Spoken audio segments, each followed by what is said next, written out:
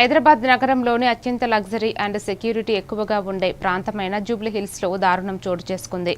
విశ్రాంత ఐపీఎస్ అధికారి వినయ్ రంజన్ రే భారీ అనుమానాస్పద స్థితిలో మృతి చెందగా పోలీసులు దీనిని హత్యగా నిర్ధారించారు.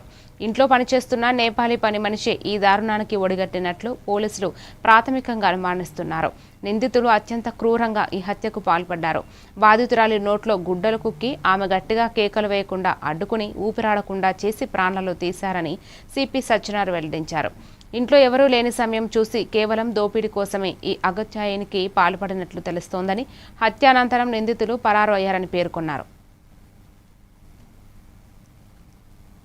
డీజీపీ శ్రీ వినయ్ రంజన్ రే వాళ్ళ మిస్సెస్ తనుజ రంజన్ గారు ఒక మర్డర్ ఫర్ గెయిన్ కావడం జరిగింది.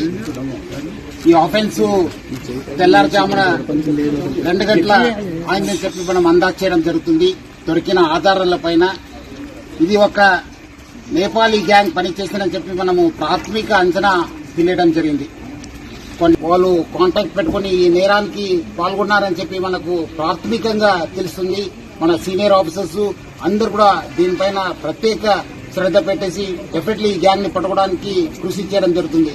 ఇప్పుడే మన రాష్ట్ర డీజీపీ సివి ఆనంద్ గారు అట్లానే మన డీజీపీ లా అండ్ ఆర్డర్ ఈ యొక్క సీన్ ని విజిట్ చేయడం జరుగుతుంది. పార్క్ గేట్ నుంచి రావడం జరిగింది. అది మనము వర్కౌట్ చేస్తున్నాం. కొన్ని